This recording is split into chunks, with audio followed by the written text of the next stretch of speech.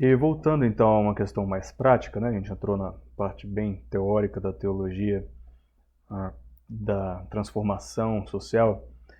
Eu voltei aqui para essa página de um dos livros que eu recomendei, em que o autor traz essa citação. Assim diz o Senhor, é uma citação bíblica.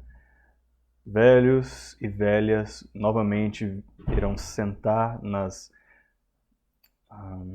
ruas de Jerusalém, cada um e cada uma com um cajado na sua mão, porque são velhos, e essas ruas da cidade também estarão cheias de meninos e meninas brincando.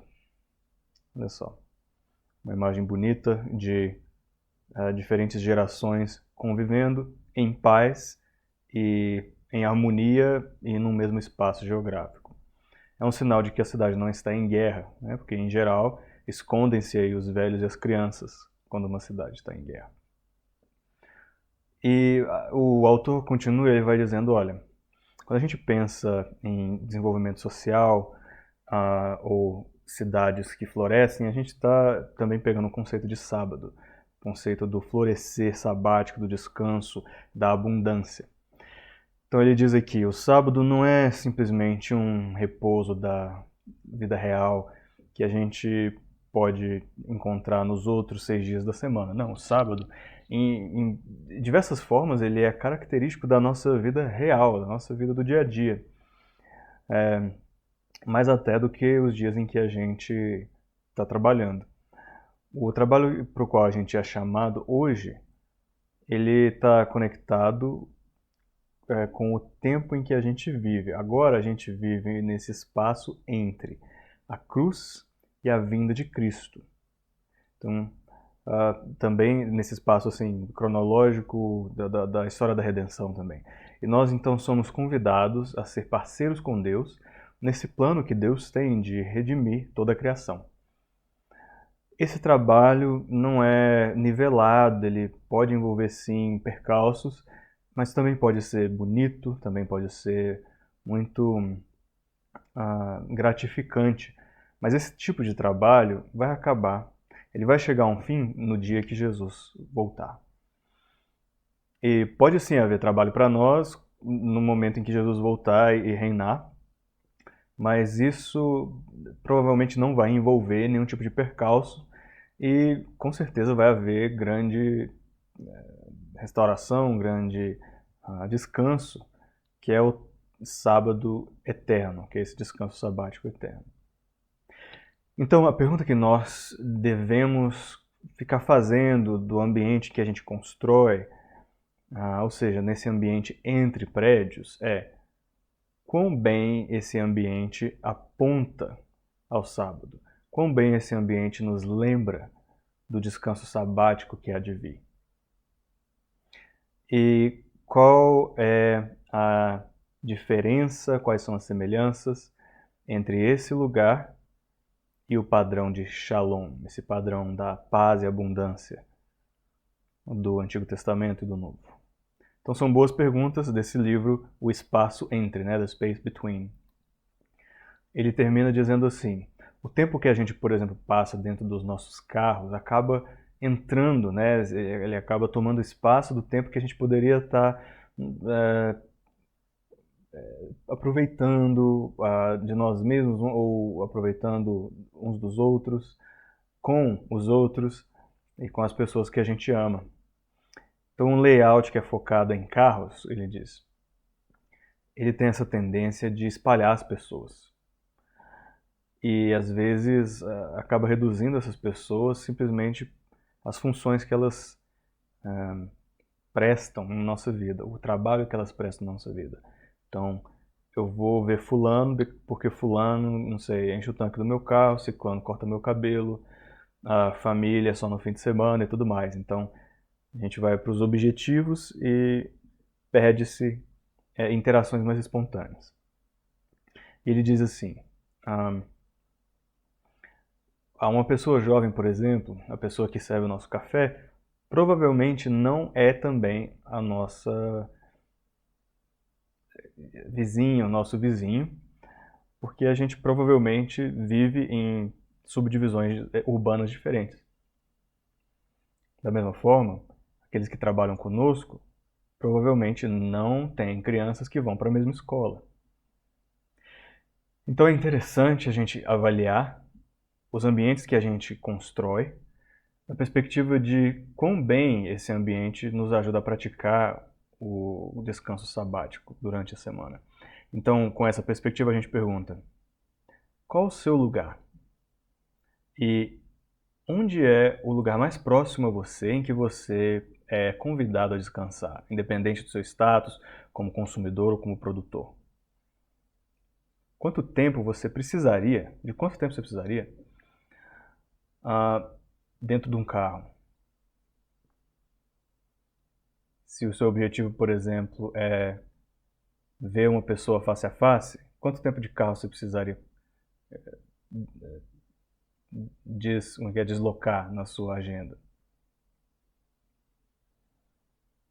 E essas perguntas são importantes não só porque elas revelam quanto da nossa vida diária contradiz ou embasa essas lições que a gente está tentando aprender do sábado, mas também porque elas revelam quão bem montado o nosso ambiente de vida ele ajuda a gente a se orientar à nossa destinação final. E aí então ele fala daquela profecia de Zacarias, que eu coloquei no começo aqui. Então a gente começa a entrar na escatologia, mas num bom sentido, né? Não na destruição e reconstrução das coisas, mas no sentido de o modelo ideal da cidade terra e céus, que é uma cidade jardim, que é uma cidade edenizada, parecida com o Jardim do Éden, só que com muito mais presença do trabalho humano. E eu coloquei esse vídeo, que é bem legal, que tem a ver com a nossa gana, né? O nosso amor, a nossa expectativa de uma cidade verdejante. E eu perguntei para os alunos, mas será que são só os cristãos que esperam por essa cidade verdejante? Esse é um conceito só que aos quais cristãos querem chegar? E aí então, Near the beginning of the story of the Bible, sobre a significância, o significado da cidade na Bíblia. Então ele vai traçar a teologia bíblica do conceito de uma cidade. Um vídeo excelente. E sobre esse slide aqui, eu perguntei para os alunos: o otimismo social é uma questão distintivamente cristã? Será que só cristãos são otimistas, socialmente falando? E eu diria uma subcategoria de cristãos, porque há uma grande categoria de cristãos que são pessimistas a respeito do futuro e o futuro das cidades, inclusive. Eu trouxe esse exemplo de um livro não cristão e o título é A Arte de se Construir uma Cidade-Jardim. Existe um movimento urbanista da cidade-jardim. E nesse livro, eu só coloquei aqui o sumário do livro, ele começa dizendo que existe toda uma história dessa tradição utópica, desde o século XVI, com o livro Utopia de Thomas More. Depois, então, no século XVII, XIX, houve desenvolvimentos. E na parte 2 ele vai começar a definir as cidades-jardim. E ele vai passando, então, historicamente e teoricamente sobre esse conceito. A resposta é não. Esse otimismo social ele é parte de grandes movimentos urbanísticos, movimentos arquitetônicos e até movimentos sociais de maneira geral, filosóficos. Então eu quis dar um pouquinho de background sobre essa ideia da utopia e trouxe então o Thomas More, esse livro dele, que chama Utopia, e um livro do João Calvino, na verdade, sobre o João Calvino e a relação de João Calvino com o mundo natural. de Davis Young. Porque isso mostra a visão de um reformador do século XVI, XVII e tudo mais, com relação a como relacionar a cidade-jardim, esse conceito de cidade-jardim, com a teologia cristã, de onde ele sai. E aí eu perguntei para os alunos, esse amor pela criação, pela ciência, pela ética social, será que é algo distintivamente cristão? Então eu estou tentando fazer os meus alunos pensarem, caramba, aquilo que a gente tenta fazer, os nossos projetos de vida e grandes projetos sociais, quão comuns eles são?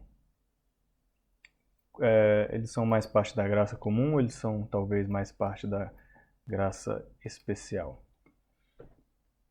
A Universidade Livre de Amsterdã, criada por Abraham Kuyper, eles têm esse site e eles falam o seguinte.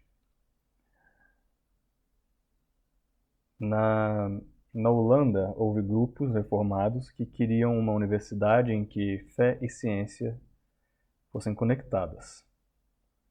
E essa associação da Universidade Livre era a representante organizacional responsável pela governança e direcionamento dessa universidade.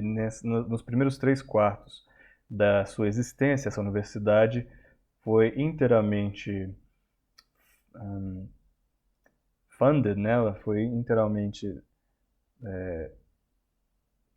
me falta a palavra aqui no português, o suporte dela foi por doações, e dos anos 30 para frente houve uma outra bursary aí, uma outra forma de se sustentá-la. E, enfim, eles falam um pouco sobre esse projeto de uma universidade que é financiada, é a palavra que eu estou querendo, por meio de crowdfunding. Então é muito interessante ver como ela de fato era livre dos embargos, das limitações estatais. Principalmente porque na época que a Universidade Livre de Amsterdã foi fundada, existia um movimento iluminista e positivista que era bem averso, né? Era bem oposto à ideia da teologia. Eles queriam tirar a teologia das ciências, sendo que as duas coisas sempre estiveram casadas. Então eles queriam desreligiosar, tirar da ciência qualquer cunho religioso. E a Universidade Livre de Amsterdã falou, não vamos fazer isso. Eles estavam inclusive demitindo professores que eram confessionais e tudo mais na Holanda. E aí eu falei bem pouquinho, assim, eu passei assim de bem por alto no imaginário social de Asimov, de Frank Herbert e James Cook Brown, que é um livro que pouca gente conhece, mas também é um livro sobre uma utopia e ecotopia. E eu falei, olha, esses livros aqui, ó, desde a era do cyberpunk até a era atual do movimento solarpunk, que tem tudo a ver com o movimento da cidade-jardim, houve muitas tentativas de se escrever a respeito de como seriam essas sociedades. E aí, enfim, eu quis só trazer um pouquinho do que é o solarpunk, tem um vídeo legal a respeito disso, livros atuais, inclusive com capítulos escritos por brasileiros sobre esse movimento. É um movimento artístico literário otimista. Ele não é uma distopia, ele é uma utopia sustentável, digamos assim. Nas artes visuais ele já é bem influente. A Princesa Mononoke pode ser encaixada nesse movimento. Esse filme que chama Strange World da Disney também. E até videogames, jogos como Roots and Flowers fazem parte desse movimento. E é um movimento importante da gente como cristão saber que existe e saber, inclusive, como nos inserir de maneira distintivamente cristã nesse movimento. Então, enfim, todos aqui são jogos com tema solarpunk, arquitetura solarpunk.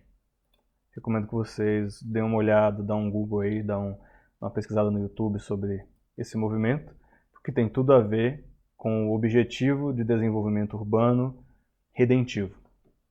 Então, eu falei desse movimento da Cidade Jardim, do movimento de algumas décadas atrás de Earthship, que é são casas, são locais de moradia que são sustentáveis, autossuficientes. E também coloquei o exemplo de 2 cidades holandesas que atualmente são os exemplos mais avançados, eu diria, de uma cidade-jardim. Então esse vídeo também trata disso. E continuei agora trazendo um pouco mais para a realidade dos meus alunos que estavam nessa cidade de Hamilton, no Canadá, e de uma igreja que muitos deles inclusive frequentam. É uma igreja batista que chama James North, e a arquitetura e engenharia por trás desse novo prédio dessa igreja, que eu inclusive visitei, jogava bola aí toda semana, é uma arquitetura de mixed use, em que existe o escritório, existe moradia de baixo custo para pessoas de baixa renda, moradias estatais.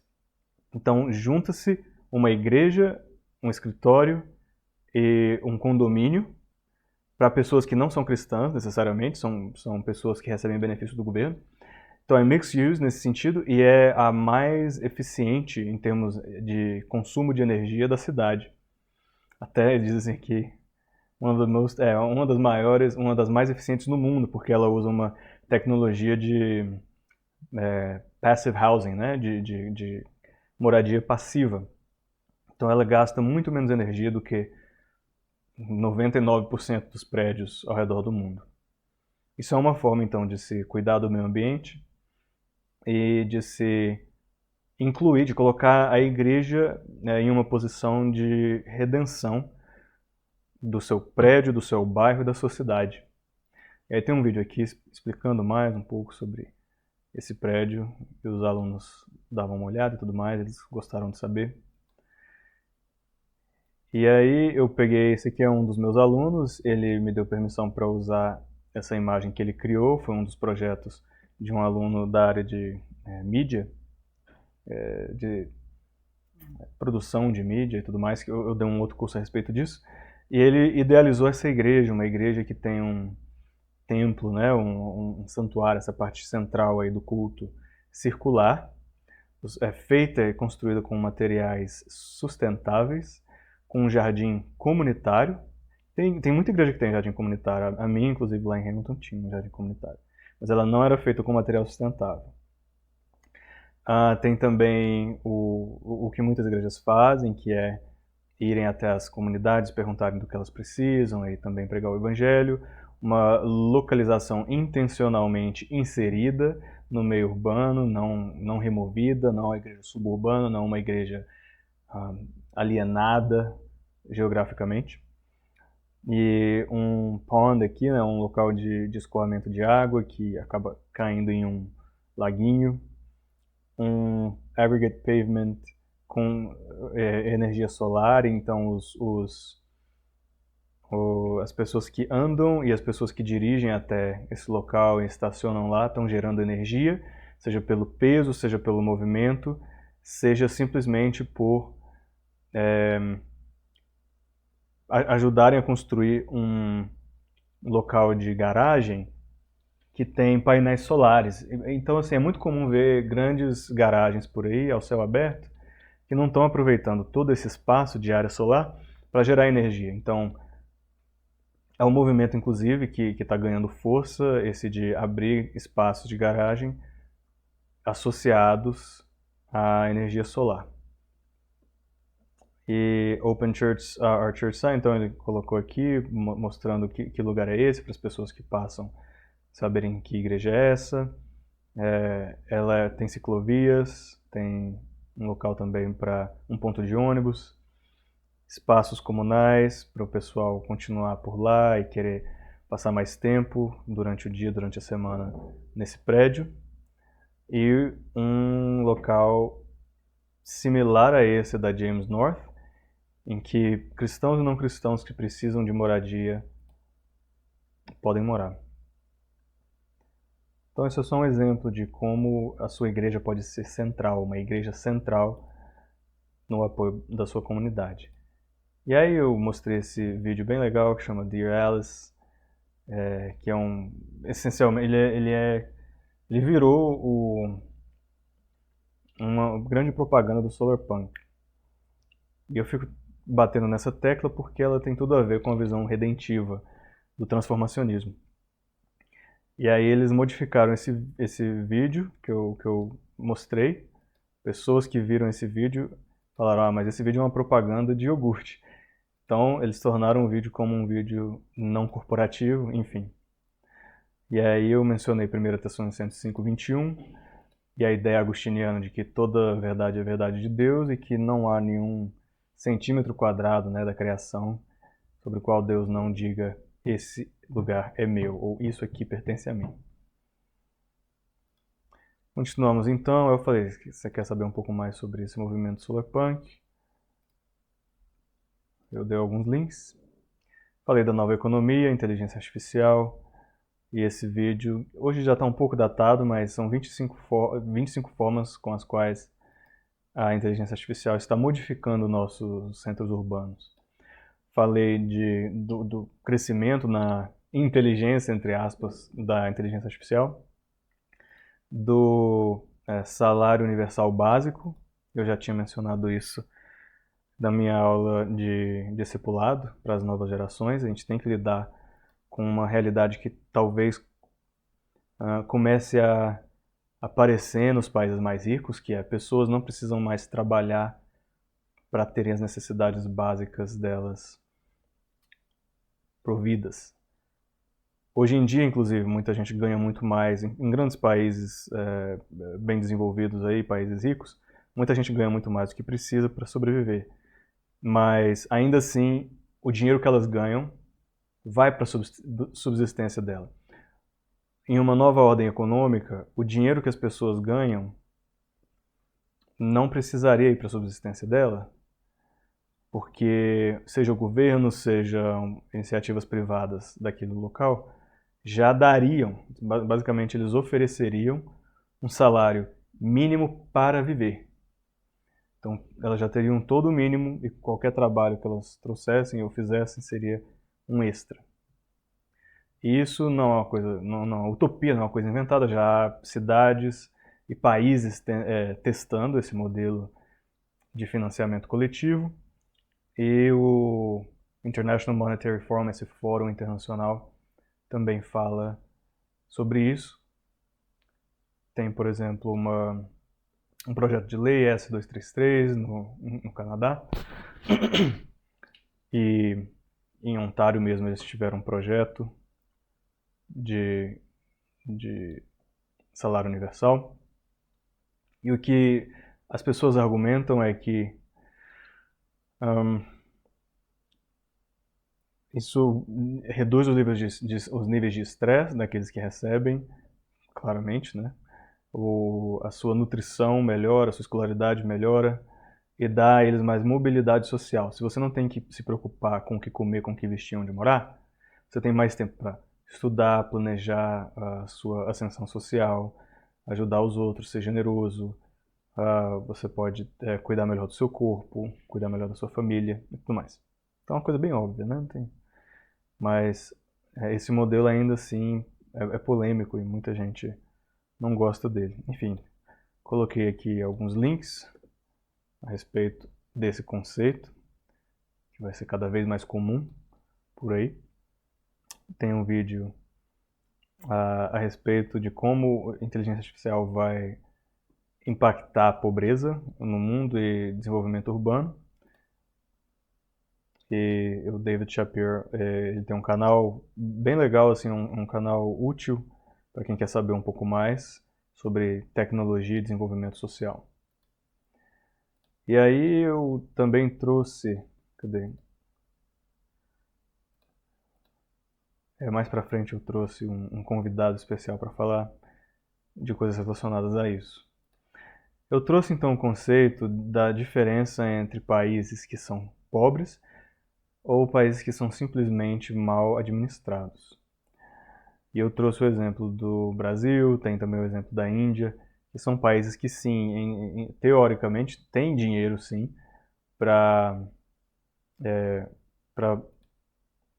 prover o básico da alimentação, moradia e vestuário e até saúde, cuidado com a saúde, infraestrutura da sua população, mas por conta de má administração, por conta de corrupção, por conta de ganância, acaba lesando os seus cidadãos. Então, nações em desenvolvimento, quando o problema não é dinheiro. Um vídeo interessante a respeito disso. E qual é o problema? A gente conversou a respeito. Porque muita gente acha que o problema de determinadas cidades ou as dificuldades de se desenvolver uma comunidade pobre é simplesmente questão de dinheiro. Se tivesse mais dinheiro injetado ali, essas comunidades floresceriam. E não é o caso, nem sempre é o caso. Às vezes há dinheiro suficiente, mas não há boa vontade ou sabedoria no uso desse dinheiro. Aí eu tive que trazer, eu não tinha como deixar, né, de notar que um dos grandes problemas da pobreza não é tanto, como muita gente fala, preguiça. Sim, preguiça traz pobreza. Em Provérbios a gente vê isso. E nas cartas de Paulo, a gente sabe que é importante que quem quer comer trabalhe para a sua comida, para que não seja um fardo para as outras pessoas. Beleza. Mas muitas vezes pobreza é mais fruto de ganância e pessoas com sede de poder do que de falta de vontade, de gente preguiçosa. Tem mais a ver com quem tem poder. Então é por isso que eu trouxe aqui esse vídeo sobre narcisismo e quais as consequências de narcisismo, de megalomania, as consequências sociais. Como o narcisismo faz pessoas pobres. E eu trouxe também essa questão, ok, já que a gente está pensando em renovação e redenção social, a sua teologia, ela diz que você deve esperar muito ou pouca renovação, muita ou pouca mudança, muita ou pouca melhora, vamos dizer assim, para os próximos 40 anos. Então eu trouxe essa reflexão, acho que vai depender da sua teologia, vai depender da sua escatologia, se você é mais da vertente pós-milenista, pré-milenista, amilenista, a sua visão de teologia do pacto, a sua visão de como o reino dos céus e o reino do mundo se relacionam, muitos fatores aí. Isso talvez implique em você estar mais otimista ou menos otimista, mais engajado, mais animado até, né? Porque dá desânimo quando você é pessimista a respeito dos resultados. Eu falei também de zonas azuis, que são pequenas comunidades ao redor do mundo, acho que são 6, talvez 7, não sei se há mais hoje em dia, mas comunidades em que há o maior número de centenários, o maior número de pessoas que passam aí dos 100. E eles têm coisas em comum, o estilo de vida deles é bem comum, comum assim, a essas zonas. E a alimentação deles, a composição social. Então há fatores comuns que geram longevidade. E eu falei isso também no curso discipulado, que as nações elas estão ficando mais velhas. As nações ricas estão cada vez em desenvolvimento estão cada vez mais velhas, cada vez menos jovens na nação e cada vez mais pessoas precisando de uma aposentadoria, precisando de cuidados médicos. Então, como planejar cidades centenárias? Não dá para falar de planejamento urbano sem falar de uma população envelhecida. E atualmente, as comunidades mais velhas, só que com boa qualidade de vida para os idosos, são comunidades que têm esses 4 pilares aqui. A forma como elas veem a vida, a forma como elas comem, a forma como elas conectam entre si, pessoas com pessoas, e a forma como elas se movem, como o corpo delas fica ativo. Então vamos começar com o corpo ativo. O que há de comum nessas nações centenárias, nessas zonas azuis. Essas comunidades de gente que vive muito bem até a terceira idade, geralmente tem velhinhos ou pessoas que trabalham muito com as próprias mãos, ou seja, elas não são sedentárias ou têm um trabalho online, nada do tipo. Elas fazem muita jardinagem e elas andam, elas caminham constantemente, sobem dessa escada, não andam de carro praticamente, esse tipo de coisa. Então isso é um dos 4 segredos para a longevidade. O outro é como você conecta entre pessoas. A conexão social. Em primeiro lugar, você cuida da sua família, você tem bastante contato com seus familiares, você tem comunidade intencional, parcerias, seja parceria comercial, parceria lúdica no seu lazer, parcerias, não sei, talvez da sua comunidade, sua igreja, e você tem esse sentimento de que você pertence, então essa pertença. Tudo isso traz também longevidade. Então é o segundo fator dos 4 pilares aí. O terceiro pilar é a forma como eles comem. Sim, eles bebem um pouquinho de vinho, e a quantidade realmente faz diferença, eles não se embebedam, mas eles têm o hábito de fazer vinho.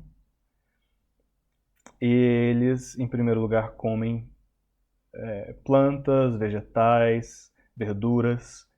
Grande parte a maior parte da alimentação deles é vegetal, vegetariana. Sim, eles comem carne. Em geral, eles não deixam de comer carne ou derivados do leite e tudo mais. Essas comunidades não são veganas, nenhuma delas, até onde eu sei. Mas elas não comem tanta carne como nós no Ocidente hoje comemos. E comer em pouca quantidade, sempre em moderação. Elas não se empanturram. Sempre deixam um espacinho para comer mais e você para de comer antes de estar completamente cheio.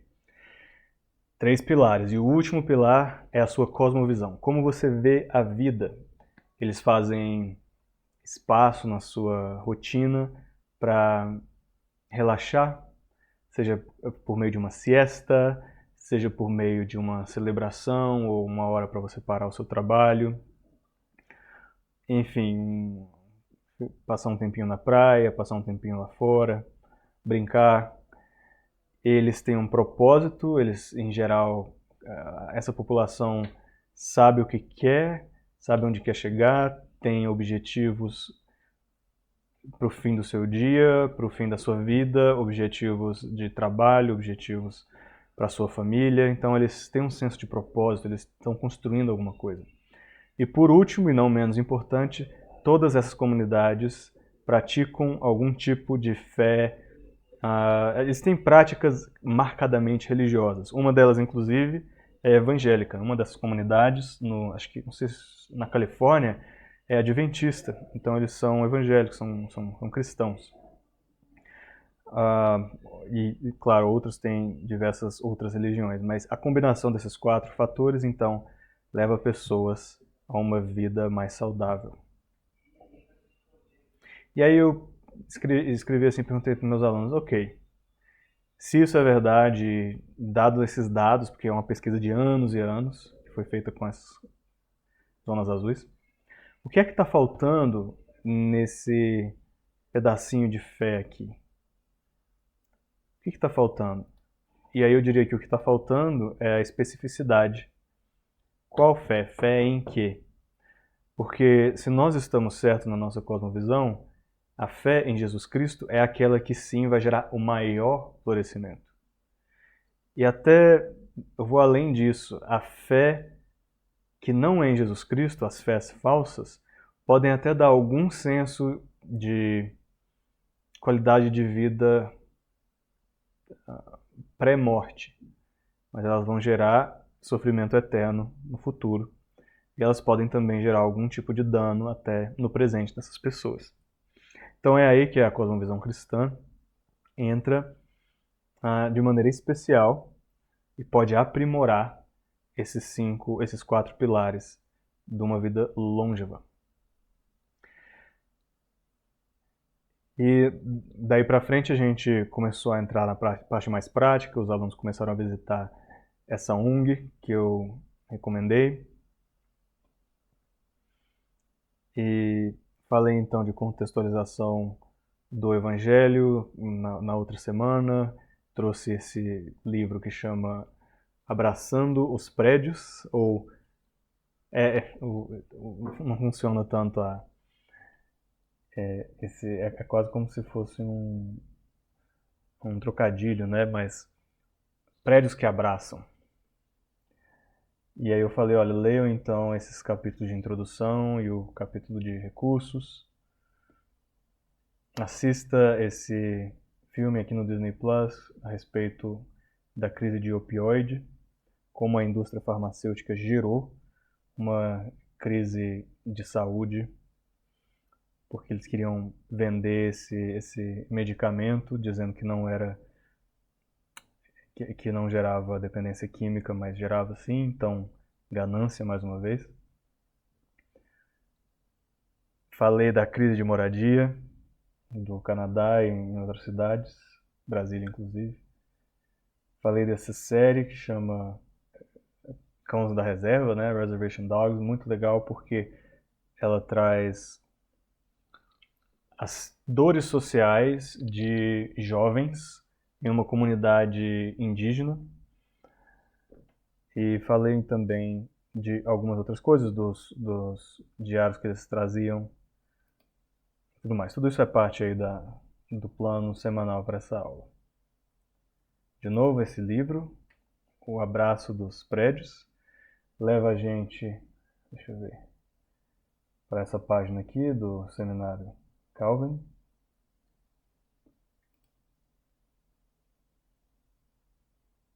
E se não me engano, eles têm recursos gratuitos muito bons sobre a teoria de como prédios deveriam ser. Então, tudo isso aqui são bons exemplos, modelos do que buscar. E aí eles trazem exemplos de diversas cidades, de diversas partes do mundo, aqui em Michigan.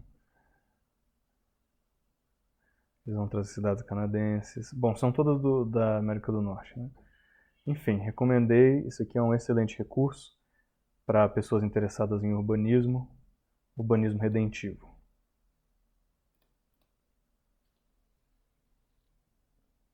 E aí tem esses sites que o próprio livro traz. Todos eles eu recomendo a respeito de urbanismo, para a gente entrar mais a fundo. Eu não sou um urbanista, então eu tinha que trazer para eles bons recursos. CEOs. Ah, sim. Isso aqui tem a ver com aquele filme da Opsic novamente.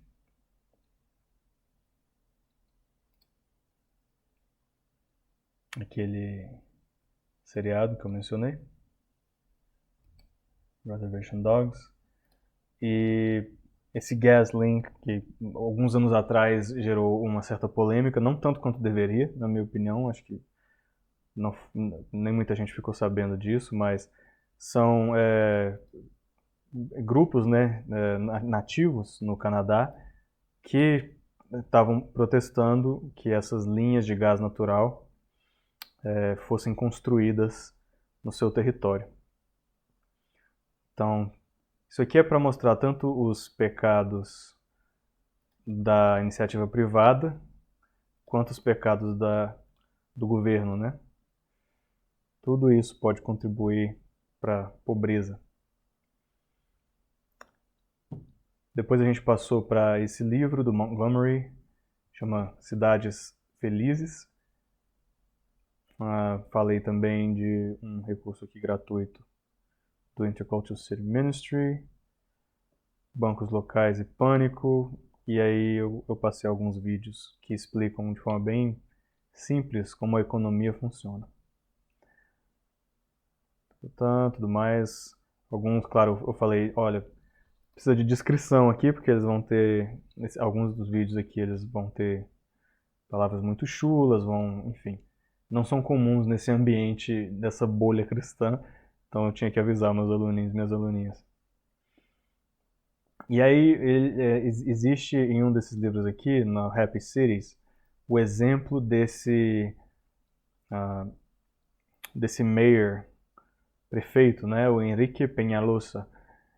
E o que ele fez foi tentar tornar a cidade dele o mais acessível possível a transporte público e sustentável, ou seja, evitar os carros. É basicamente o oposto do que o Juscelino Kubitschek quis fazer quando ele criou Brasília, criou Brasília para carros, né, nesse grande boom do automobilismo. Então, o que ele falou a pessoa que escreveu esse livro, né, disse que hoje em dia tem muita gente querendo oferecer alegria e alguns dizem que a solução é prática espiritual e outros que a gente só precisa pedir que o universo nos dê prosperidade. Ou que a gente chega mais perto de Deus ao ser mais rico. Mas esse cara, o Peñalosa, o que ele quis não foi trazer doutrinação religiosa ou até aconselhamento da população ou psicologia positiva. Não, o que ele fez foi transformar o urbanismo, transformar a sua cidade. Então ele falou, a cidade vai ser o recurso para a felicidade das pessoas. E aí houve sim pessoas que disseram, então o que esse cara está fazendo, o desenvolvimento urbano desse prefeito aqui, na verdade, é deixar ricas as empresas de ônibus. Olha aí. E aí depois ele ficou sucateado, então, claro, ele não é nenhum herói na cabeça de muita gente. E sim, eu acho que a questão é mais complexa do que, ele fez um excelente trabalho ou não fez. Sim, pode ser que ele também tenha interesses gananciosos. O ponto que esse livro está trazendo parcialmente o que ele fez é bom. Por quê? Porque ele identificou que muitas cidades passaram a ficar doentes porque elas foram centralizadas, elas foram planejadas com base em carros. Em segundo lugar, também, os espaços públicos e os recursos públicos passaram a ser privatizados e até as calçadas e os plazas, eles foram substituídos por estradas. As pessoas passaram então a colocar muros e colocar cercas em locais que antes eram parques públicos.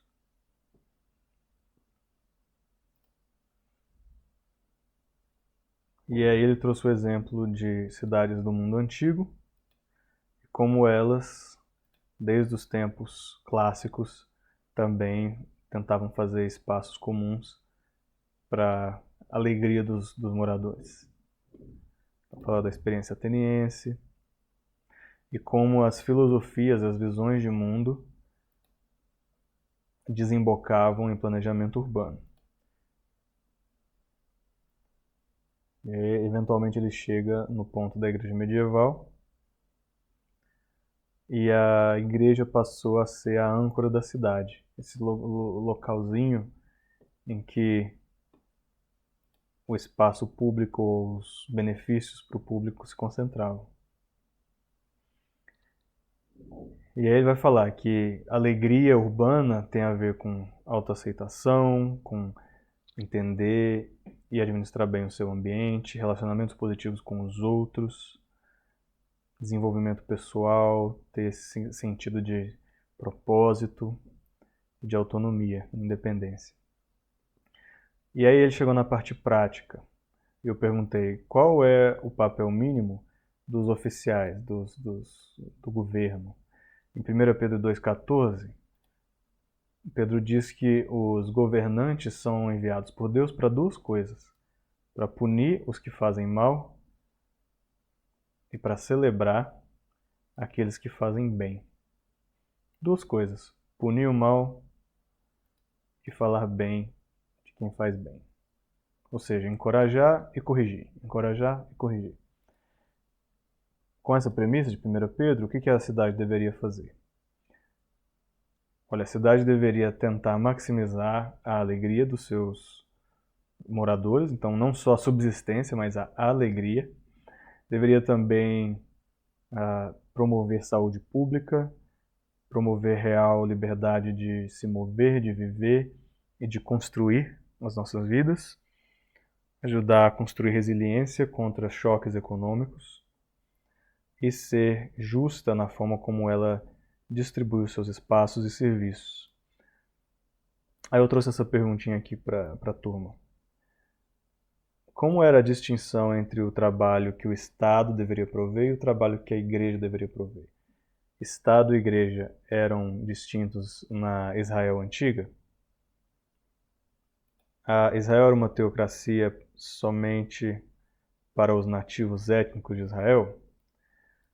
E aí enfim, o argumento que não era o caso, ou seja, que Israel sim tinha uma distinção Estado e igreja, que poucas pessoas reconhecem, mas tinha, e que pessoas que não eram israelenses de Israel poderiam vir e aproveitar daqueles recursos também, que eram um chamariz para as nações e que até não israelitas deveriam obedecer às mesmas leis de Deus. Enfim, continuando aquela lista de como cidades deveriam operar, elas deveriam nos dar formas de fortalecer os laços entre famílias e amigos e estrangeiros. E essa cidade também deveria celebrar o nosso fim comum, que é a porta para a cooperação, para a gente superar os desafios do próximo século. Nada disso é radical, diz esse autor. E aí eu perguntei para os alunos, ter otimismo no Espírito Santo é diferente de ser um utópico idealista, um triunfalista idealista? E é importante a gente saber essa distinção. Eu sou uma pessoa otimista, eu não sou utópico, não sou triunfalista. Aí eu trouxe um exemplo de Brasília e falei a diferença entre SUVs, esses carros um pouco mais espaçosos, e os ônibus. Duas indústrias diferentes, cada uma com o seu objetivo. A indústria dos ônibus, ela pode ser mais benéfica para um ambiente urbano. Então esse aqui é o exemplo de Brasília, qual era o propósito. Eu trouxe aqui essa arte que a gente comprou aqui mesmo em Brasília, criticando, na verdade, é um lamento, né, das pessoas que construíram Brasília não terem condições de viver em Brasília. Então, elas sempre vivem às margens. E aí, voltando naquele livro, né, Cidades Felizes, eu perguntei, você está ciente dos pecados das indústrias, dos chefes de indústria, dos grandes donos de empresas que influenciam a sua vida? Falando de ganância aqui, né? Isso aqui, na verdade, assim, são só os... Eu já tinha trazido esses links antes, mas aqui eles estão clicáveis. Isso aqui é um curso sobre ministério urbano, e são alguns livros que eles recomendam, como servir ao mundo, como ajudar comunidades a serem mais coesas, evangelismo e preocupação social, Ministério Urbano, do Harvey e do Manuel Ortiz. Então, algumas outras recomendações, Rodney Stark e do Paul Sparks. Como igrejas de bairro discipulam comunidades. Missões de resgatar você da sua pobreza, da sua miséria, em comparação com missões de desenvolver aquela comunidade. Então, modelos de ministério urbano e o movimento do Andy Crouch, que é um grande autor, o movimento Essa é a Nossa Cidade. Eu recomendei que eles visitassem esse site, Essa é a Nossa Cidade, E é um movimento que, inclusive, recomenda que você coloque a sua cidade no site deles. E ajuda as pessoas a compararem modelos de desenvolvimento urbano para diferentes cidades em diferentes contextos. Então achei bem legal, coloquei esse site aqui. E modelos de Ministério Urbano também foram... Poxa, eles mudaram a página, hein? Que pena. Mas tá tudo aqui no This is Your City, aqui eu recomendo aqui. This is Your City. E são 6 cidades que eles comparam e eles dizem a sua cidade é a 7ª. Você pode colocar, se você é, não sei, de Paraíba, coloca Paraíba lá e passa a fazer parte desse grupo e a usar os recursos que você aprendeu na sua cidade, adaptando com o seu contexto. Eu perguntei também para os alunos, você precisa saber ler no nível de graduação para fazer projetos de desenvolvimento urbano? Não necessariamente. É aqui, ó. Esse site aqui, ele leva para essa imagem, levaria, né? Na época ele levava. E as 6 cidades são Vale do Silício, Phoenix, Nova York, Detroit, Richmond e Portland. E aí você pode colocar a sua história aqui, o seu vídeo aqui. Lancaster é a cidade onde a Universidade Redeemer está, então por isso que eu falei isso.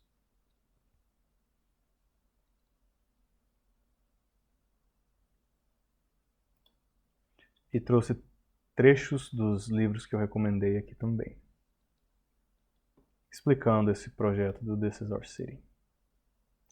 Aí então eu trouxe alguém que é finalmente um urbanista e cristão para dar uma palestra para os alunos. O Sean Botham, esse urbanista que eu tinha mencionado, ele trabalha ativamente em Passive Housing, ele sabe fazer consultorias e ele trabalha para o governo do Canadá, ajudando as novas casas construídas para pessoas em situação de pobreza e precariedade de moradia.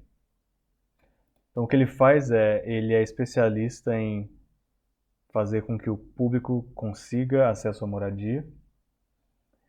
E o argumento dele é que o planejamento urbano tradicional e o planejamento de transporte tradicional, na verdade, arruinou as cidades norte-americanas. E só agora eles estão começando a se recuperar dos danos. E ele recomendou esses recursos para a gente começar a aprender como recuperar as cidades norte-americanas, e isso se aplica sim a grandes centros urbanos no Brasil também. Ele recomendou o livro Happy Cities, a Geografia do Nada, Geografia do Lugar Nenhum, desculpa. Também recomendo esse recurso aqui, leia se você conseguir, Geografia do Lugar Nenhum. E essa TED Talk, que você pode traduzir no YouTube, Como a Arquitetura Ruim Arruina Nossas Cidades. O interessante é que o Sean ele não critica necessariamente os trabalhadores, as pessoas, os business people, né, os negociantes da área do real estate. Como traduzir? Ou seja, pessoas que vendem casas, né? Se meu cérebro funcionasse melhor. O problema não é necessariamente que pessoas tentam ganhar dinheiro, porque o mercado de fato gira em torno desse modelo, mas que deve se adicionar no objetivo do lucro soluções mais permanentes para as cidades. Então esse é um dos argumentos dele. Eu parcialmente concordo, mas eu discordo de certas coisas, mas esse é um dos argumentos que ele faz. Depois eu continuei nesse curso recomendando esse texto aqui do Penn Warden, Como fazer índices de vulnerabilidade social. Recomendei essa... Nota aqui. Isso. Recomendei esse vídeo a respeito do D.A. Carson falando sobre o São Benedito e engajamento social. E comecei a dar noções mais técnicas de como determinar quais são os recursos de uma comunidade e como identificar pontos de vulnerabilidade, pontos fracos na sua comunidade. Então, a Organização Mundial de Saúde tem determinantes sociais de saúde.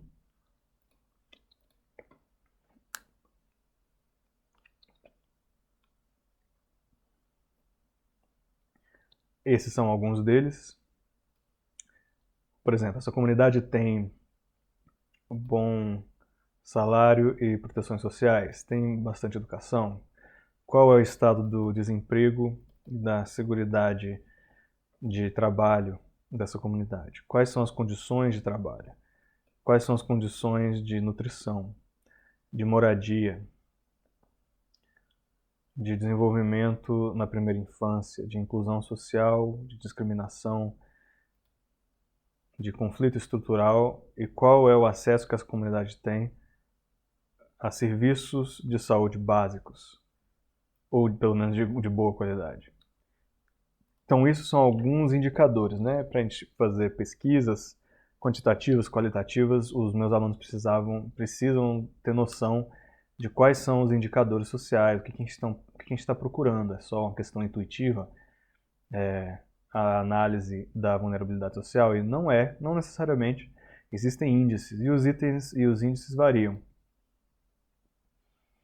Por exemplo, isso aqui são domínios, vamos dizer assim, índices, né, ou indicadores de vulnerabilidade social. E olha o tanto de indicadores que a gente pode traçar. Populações em risco, questão de educação, composição da sua casa, estatísticas de saúde, infraestrutura, capital, poder de acesso à energia.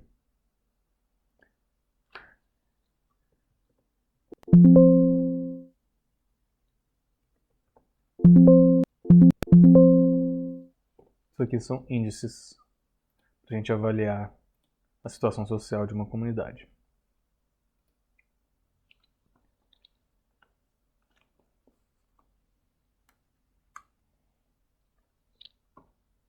Trouxe aqui mais um trecho. E comecei a falar de engajamento cultural, voltando àquele gráfico do Tim Keller. E aí, nesse caso, as críticas que o Tim Keller faz, que eu acho muito relevantes, a cada um desses modelos. Ele criticou o modelo transformacionista dos neocaiperianos, dos neocalvinistas, dizendo o seguinte: já que a soberania de Cristo deve ser trazida para todas as áreas da vida, inclusive literatura, arte, jornalismo, mídia, ciência, a área jurídica, a área da educação, esse modelo bem baseado em Abraham Kuyper tem duas vantagens, né? Tem dois insights fundamentais.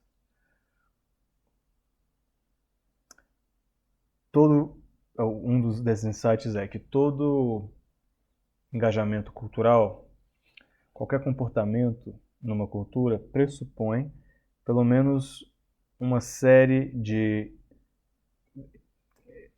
crenças religiosas implícitas, porque todos nós somos adoradores.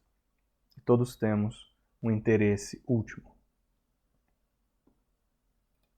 E a segunda é que que isso vai afetar todas as áreas da nossa vida.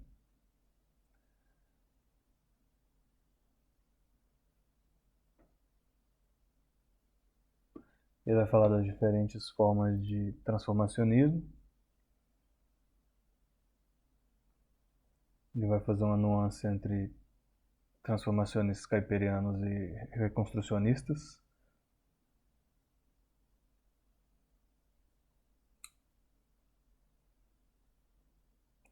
Do conceito de pluralismo com princípios.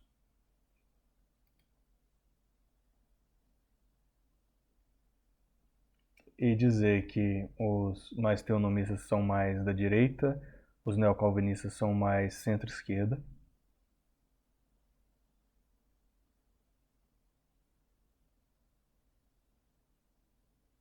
A forma como eles engajam é diferente.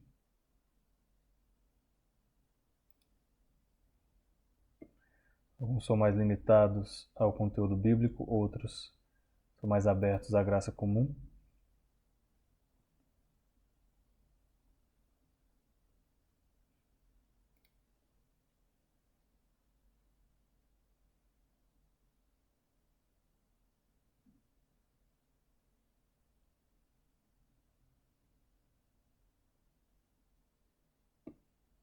Vou falar de novo das similaridades entre esses modelos dentro do transformacionismo e finalmente ele traz as críticas dele. Problemas com o transformacionismo.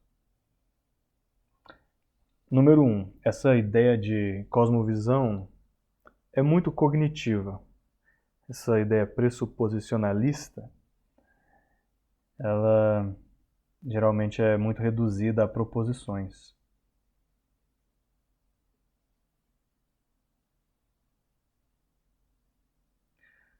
E às vezes a gente é reducionista ao dizer que cosmovisão é simplesmente uma série de doutrinas nas quais a gente acredita. E o que o James K. Smith insiste, está dizendo aqui o Keller, é que liturgias e práticas de comunidades eclesiásticas são críticas para a formação de uma visão de mundo, de uma cosmovisão.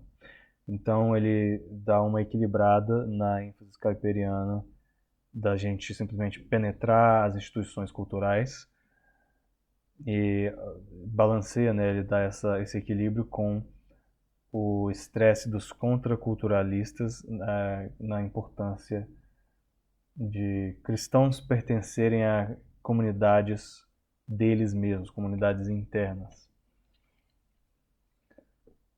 Outra crítica é que o transformacionismo tende às vezes a ser muito triunfalista ou self-righteous, muito nariz empinado com relação à sua justiça e confidente demais às vezes na sua habilidade de entender o plano de Deus para a sociedade. E por último, o transformacionismo às vezes é muito marcado por um descaso às vezes com a igreja local, como se o verdadeiro trabalho só existisse fora da igreja. Tem mais uma crítica que é que o transformacionismo coloca muita ênfase na política como o meio, a ferramenta para se mudar a cultura. Então, às vezes, eles focam excessivamente no esforço político, quando deveria também distribuir esse foco, essa atenção entre outras esferas. Mais uma crítica. Eu achei que eram só 3, ele continua criticando aqui. Tinha esquecido que ele tinha tantas críticas ao transformacionismo. E é interessante porque o Keller é transformacionista. Ele diz, nós comumente não reconhecemos os perigos do poder, como o poder corrompe.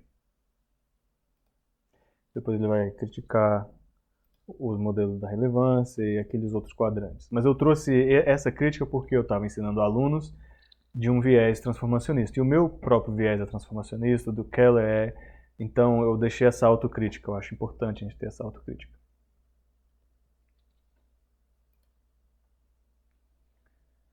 Beleza. E aí, eu trouxe uma outra crítica de um cara que chama Rutherford, e ele é a favor de um Estado confessional cristão, que o Keller citou, né, esse autor aqui. Isso isso aqui é um resumo feito pela Oak Hill School of Theology do Rutherford, tá? E o que o Rutherford dizia é que pessoas dessa visão dos Covenanters, que são, se não me engano, escoceses, sim, eles seriam uma das versões mais antigas do Estado confessional, é que pessoas assim que querem transformar tudo, principalmente a política e o governo e o Estado, de maneira exclusivamente cristã, elas podem ser vistas como muito intolerantes. Mas, quando na base da Bíblia uma pessoa essa pessoa fala que assassinato é errado e que o assassinato deveria ser criminalizado, mas que outras coisas que também são erradas segundo a Bíblia não deveriam ser criminalizadas, é aí que fica o pulo do gato, é aí que as pessoas têm dificuldade de argumentar. Por que é que uma coisa que a Bíblia condena deveria ser criminalizada e essa outra coisa que a Bíblia condena não deveria ser? E aí ele diz, olha, aparentemente esses pluralistas, cristãos da cosmovisão bíblica, que defendem o pluralismo, eles passam a virar tiranos, eles passam a parecer tiranos, porque essa tolerância é arbitrária e instável. E aparentemente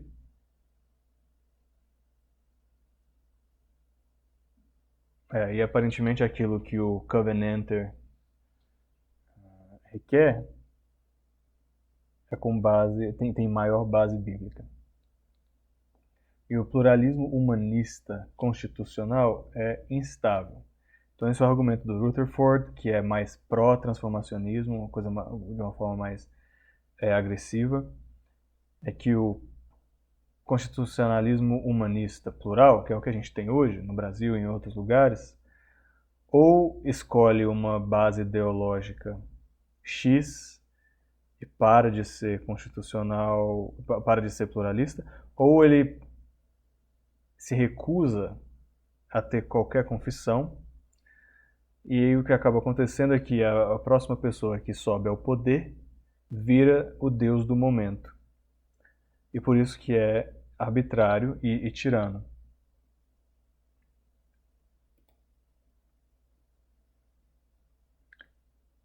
E aí ele faz essa ilustração. Ele diz, olha, se a gente está pensando em um estado confessional de uma nação que fez um pacto com o cristianismo, o que eles diriam é: a primeira linha da constituição de cada nação da Terra deveria incluir uma declaração que diz assim: o Deus triuno, Pai, Filho e Espírito Santo é o único Rei, é o único Deus vivo e é o feitor, o Criador, aquele que reina e redime e julga o mundo. A Bíblia é infalível e, na sua completude, autoritativa. E Jesus, Filho de Deus, é o Rei dos Reis, tem toda a autoridade, tanto nos céus quanto na terra. Então ele diz, olha, todos os governos deveriam ter essa linha, essa declaração nas suas constituições. E Rutherford fala que o que seria óbvio, na visão dele, é que a vontade de Deus, por meio do consentimento das pessoas, traz uma existência, uma base para a existência do governo, que a lei de Deus define a essência do que é o governo, que as criaturas de Deus são o material bruto do governo e que o propósito de Deus é a razão de ser da governança. E aí ele aqui faz um resumo e diz: a gente deve perguntar aos governos, Jesus é o rei dos reis da terra? A segunda pergunta: se sim, a gente deveria desejar que os reis da terra que todos os reis, todos os governantes da Terra reconhecessem isso? Sim ou não? Se sim, será que é algo que a gente deveria querer que enquanto reis e esses governantes publicamente confessassem isso? Sim ou não? Então é difícil dizer não para essas três coisas, né? Jesus é? Sim, Jesus é o rei. Seria bom que os reis reconhecessem isso? Sim. Seria bom que eles confessassem publicamente isso? Sim. Então, dado que cristãos em geral, transformacionistas ou não, diriam sim para tudo isso, ele faz esse ponto de que essas pessoas considerem uma covenanted nation. Então, essa é a filosofia, parte da filosofia política dos antigos covenanters. Em contraste com Keller, que é mais... eu nem sei como classificá-lo, mas ele mesmo se colocou naquele gráfico. Ele é talvez mais centro-esquerda na questão do pluralismo. E aí tem o pluralismo de princípio. E aí eu perguntei para os meus alunos, ok, se a gente está tentando transformar as nossas comunidades locais segundo uma cosmovisão cristã, talvez a gente devesse se perguntar um pouquinho, ok, quão longe a gente deveria ir para proteger a liberdade de prática religiosa do nosso próximo? E há debates dentro da teologia a respeito disso. O Jonathan Chaplin acredita, por exemplo, em uma liberdade religiosa parcial, não total. E aí, no minuto 13 desse vídeo, a gente vê.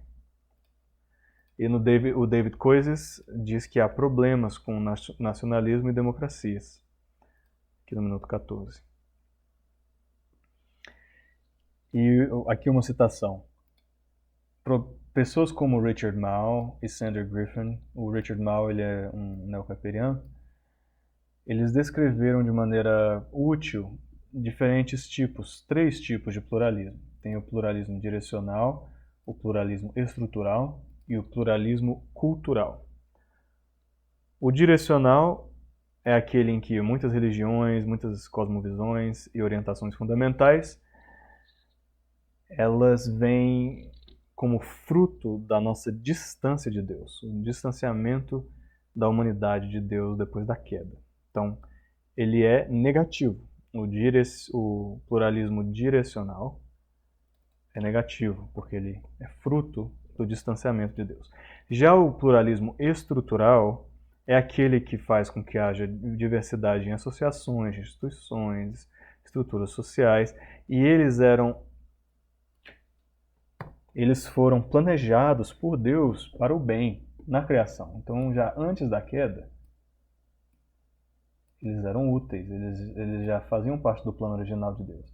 Então, o pluralismo direcional é pós-queda, o estrutural é pré-queda e o cultural é também pré-queda.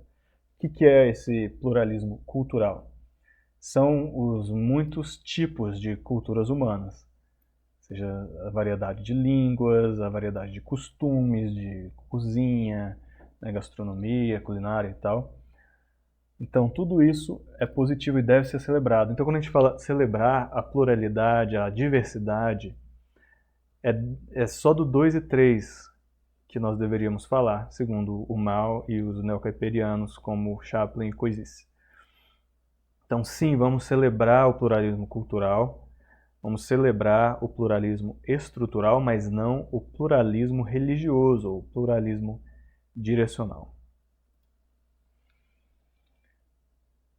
E é isso que o pluralismo de princípio diz. É uma visão da sociedade em que políticas públicas entendem a diferença do que é e do que não é uma visão de uma sociedade. E não é uma sociedade em que tudo vale qualquer coisa. Toda sociedade tem seus limites e o pluralismo de princípio ele está governado por esses princípios que são: 1.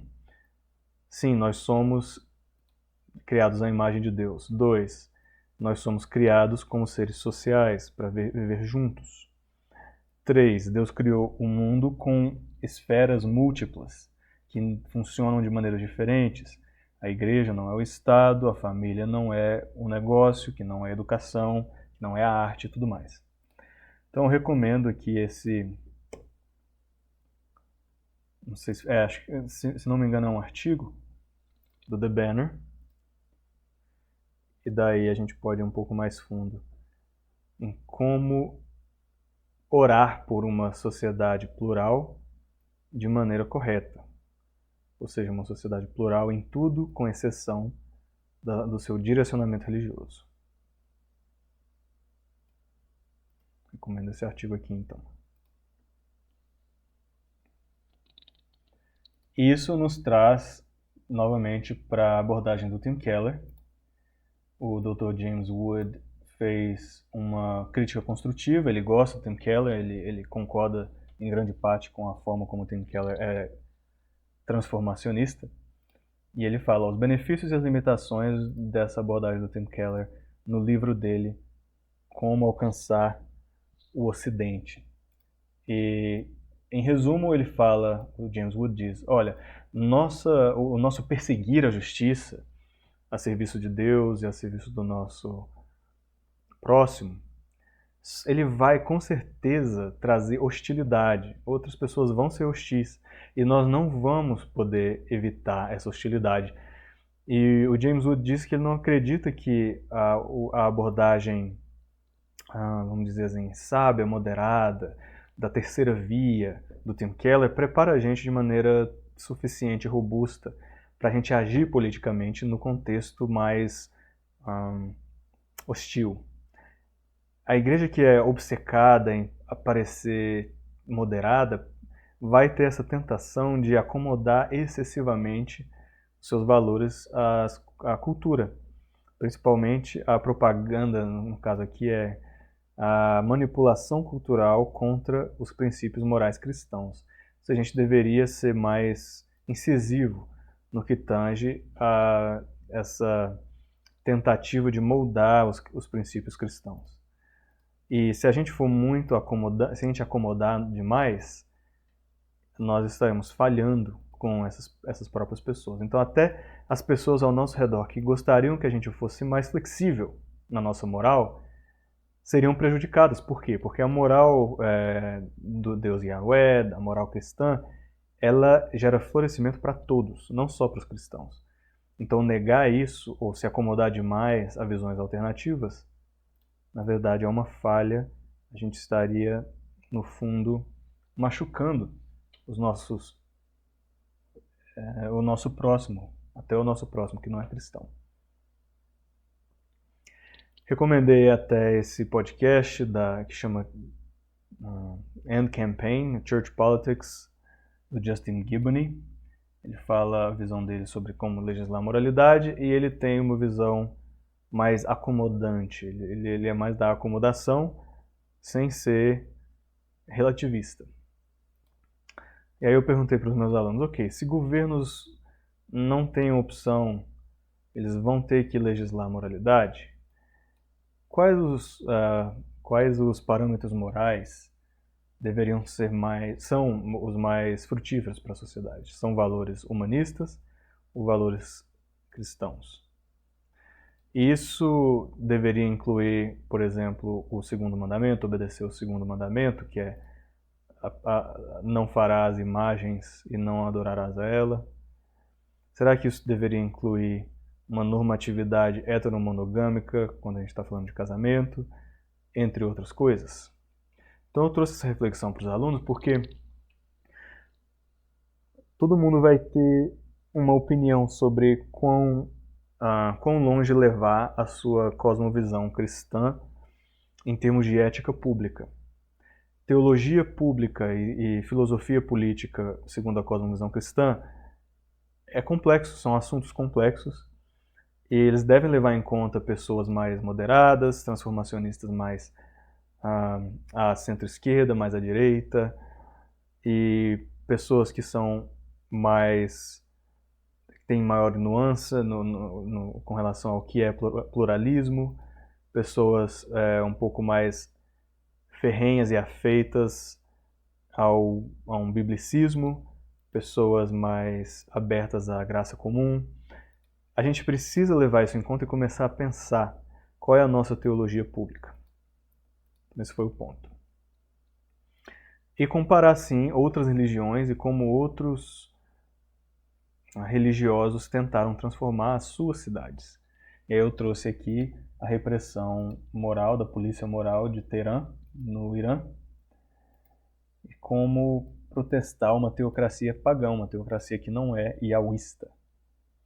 E aí eu perguntei para os meus alunos, ok, dado que há grupos muçulmanos, grupos hinduístas e até grupos budistas radicais, por incrível que pareça, que querem impor a sua religião nos estados, nós temos alguma razão para temer estados cristãos?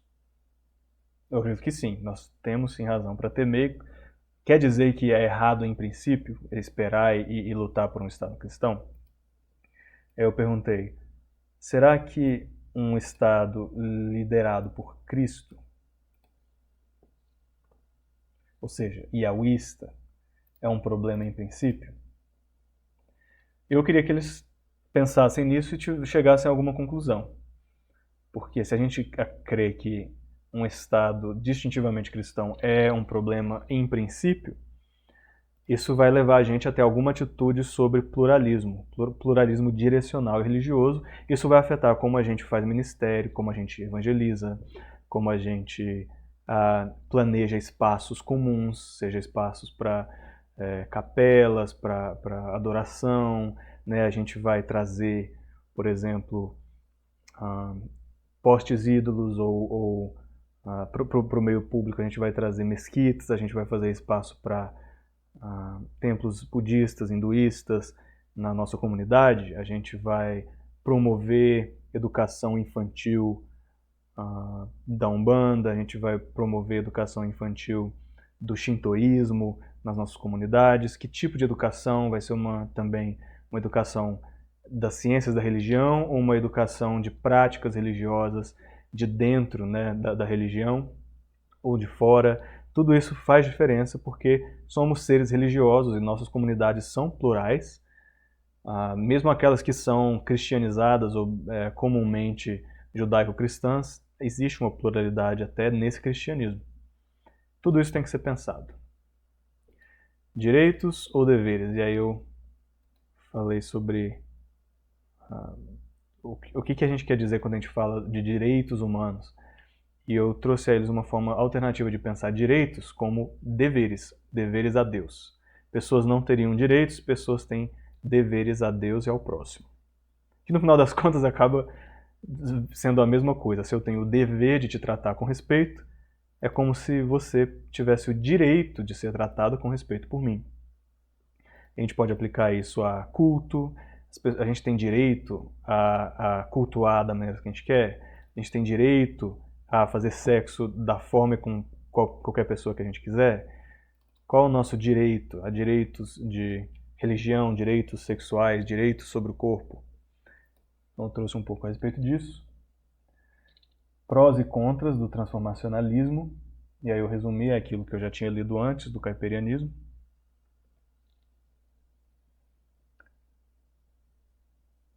E aí eu trouxe aqui o transformacionista caipiriano, o transformacionista conservador, o transformacionista reconstrucionista.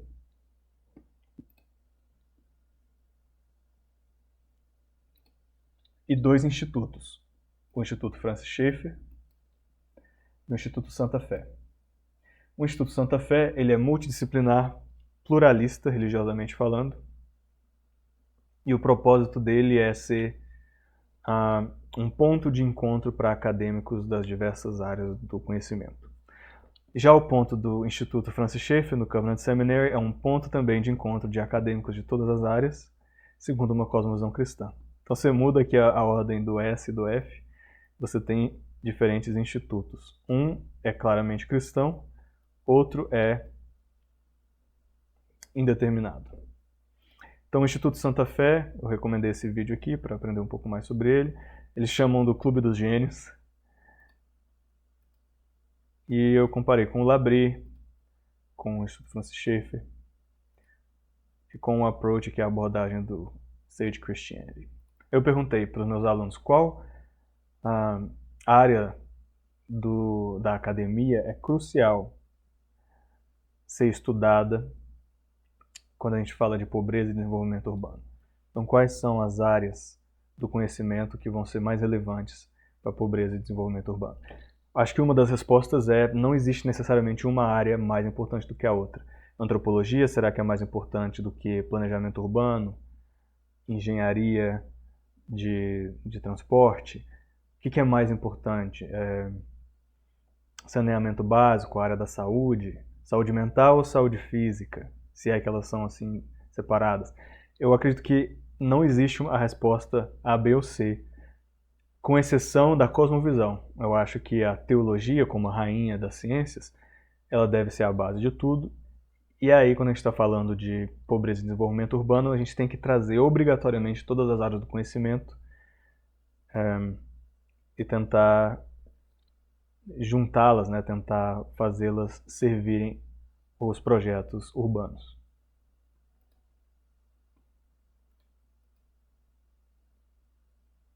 E aí eu comecei os exercícios. Não vou entrar neles, mas o ponto é que eu queria que os meus alunos não simplesmente fizessem um projeto de melhorias urbanas, de desenvolvimento urbano, mas que os projetos deles pudessem ser reconhecidos como distintivamente cristãos. Ou seja, que esse projeto não pudesse ser confundido com um projeto de alguém de outra religião ou alguém secular. Então eu falei, olha, escolham um tópico relacionado aos índices de vulnerabilidade social, explique a natureza do problema que você está tentando resolver com o seu projeto urbano, coloque aí os pontos-chave de quais são as barreiras, por que essas barreiras existem, quem é mais afetado por isso, que grupos de pessoas são afetados em que sentido, em que intensidade. Ofereça soluções, ideias e considerações para melhorar aquela situação social daquele grupo, mas faça isso de uma perspectiva unicamente, particularmente cristã. E isso aqui é o maior desafio para eles, porque eles vão trazer soluções claramente úteis, soluções razoáveis, boas, mas são soluções que poderiam ser trazidas por pessoas de qualquer outra área. Não que isso seja um problema, mas eu estava querendo que eles exercitassem esse músculo de entender.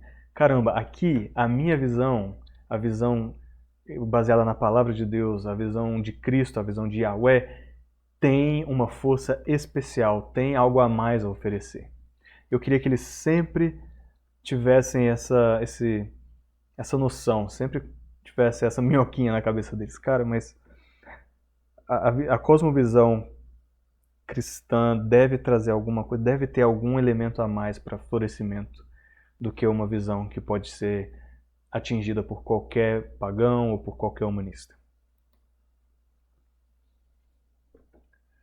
Trouxe aqui a dissertação da Damares, que avaliou, por exemplo, estratégias de coping para pessoas que sofreram determinada cirurgia. E ela fez uma análise de qual o valor de se procurar soluções espirituais, ou vamos dizer assim, qual é o valor de você se voltar à vida espiritual para ajudar a lidar com a sua cirurgia. E ela achou que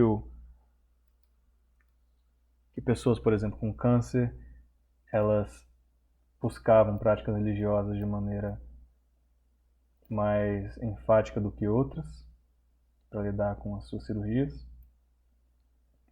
E o ponto de eu trazer isso aqui eu perguntei para os alunos, as ciências da saúde, será que elas, por serem, vamos dizer assim, mais focadas em pesquisa, mais focadas na área da química, né, do medicamento e tudo mais, será que tem menos influência do cristianismo, menos influência religiosa na área da saúde? Ou será que uma abordagem distintivamente cristã também poderia beneficiar a área da ciência da saúde de forma frutífera. Então, falei um pouco mais de caipirianismo, reforma, resistência, o que o governo deve fazer entre as esferas, qual o papel do governo. Richard Mall a respeito de servir ao pobre e punir o mal. E aí eu comecei a falar disso, de caipa e pobreza. Vou gravar um próximo vídeo a respeito disso.